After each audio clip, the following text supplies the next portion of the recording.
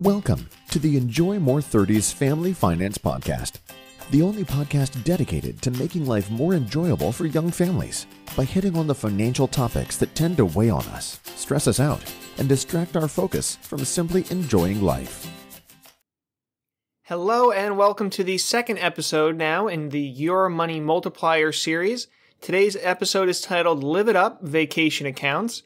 And today what we're going to cover is what you need to know about setting up a vacation account and what you can do to actually get the most out of it at the same time. My grandfather, Grandpa Joe, was known as being really organized when it came to money. If he was born in a different time outside of the Depression when most kids went to college, he would have been an accountant or something of that sort. That was always kind of his dream, to be an accountant. One of the things he did with his money is using what some people refer to as an envelope system. He would break his cash paycheck into different envelopes. So maybe there's a grocery envelope, a rent envelope, an electric envelope, and that kind of thing. By segmenting his money in this way, it kept it better organized to make sure he had enough money for each of the various expenses that he incurred every month. Now, this kind of a system has actually been around for a while, and so you may have actually heard about it before. But it is incredibly effective, both practically and emotionally. If the grocery envelope is low, you're eating on the cheap that day. What you need to know is that this kind of a mindset, especially the emotional part of it, can also work outside of normal bills. It can work for fun things like vacation goals. If you calculate what a normal vacation generally costs, you can break it down and set 1/12 of that aside every month, which can help ensure that you're able to take that vacation every year. Coming up with a couple $1,000s, say $2,000 to $3,000 or whatever it might be, all at once could catch you off guard, could be difficult if you don't plan for it. If you put just a little piece of that aside, though, every month into a separate account, there's a much, much better chance that you're going to reach that goal and be able to vacation, which is kind of a big deal. We want to make sure that we're enjoying life. Again, the whole point of all of this is to make life more enjoyable. So what can you do? Or maybe more appropriately, how should you go about doing that? Now, let's say that your typical vacation costs $2,000 to $3,000. Now, obviously, there's a lot of variety in here for where you are at and what you like to do, but this example breaks down to roughly, let's say, $200 a month or so. Now, this can be allocated into one of two places for this vacation account goal. The first is just a separate bank account. It's easy, manageable, and now you've made sure that you're setting aside some extra money to make sure that you're enjoying life that you otherwise would not have or may not have. The second option, though, can be a bit more interesting. This option involves that general investment account. So if you go to the second episode overall in the first series, like Super Gymnast Flexible, it's a non-retirement, fully accessible account that sits between your bank accounts and longer-term retirement accounts. It'd be the same $200 a month, automated transfer as the bank scenario, but now it feels a little bit farther away. Investment accounts have your names on them just like a bank account does, but when it's an investment account, people feel like it's a little bit more removed from their direct control, a little bit further away from how they would jump in and touch it. So in the bank account scenario, even if you have extra money in your regular bank account, let's say, that built up during the year, you are very, very likely to still hit up that vacation account because it's so easy and accessible to do. It's right next to the other bank account that you have for your normal checking.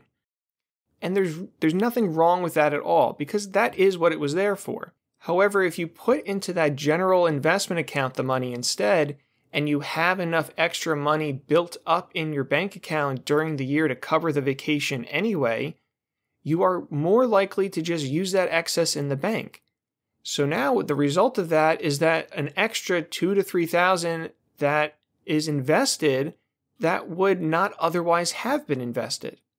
So in either scenario, you're taking the same vacation. But in the second scenario, there is a greater possibility of having additional savings that are invested for you long-term towards your other goals that are building up possibly in the process. This means even more money maybe for future vacations, more quickly getting to retirement or education goals that you might have. Basically, you put yourself in a position to potentially give more money to yourself. So a quick recap for today.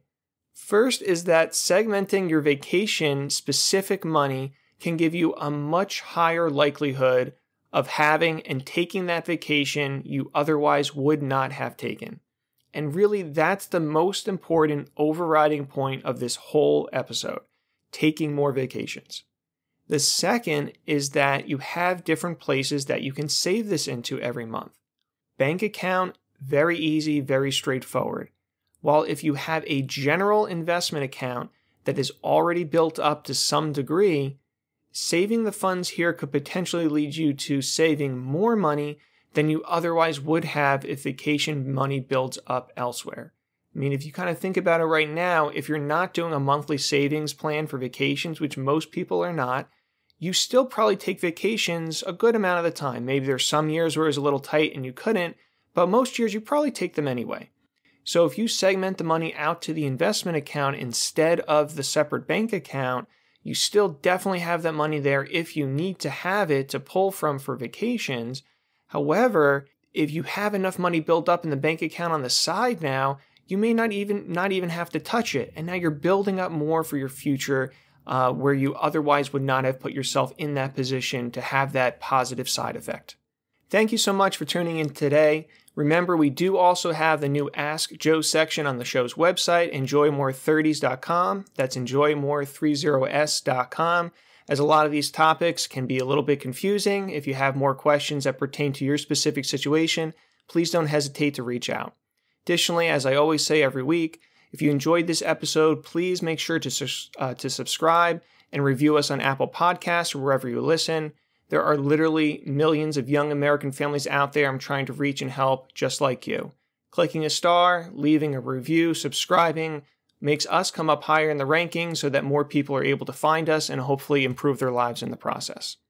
The next upcoming episode that we have is called Just Get an Umbrella Policy Already. That will cover an extremely cost-effective, powerful tool to better protect you, which despite this, people many times still don't have.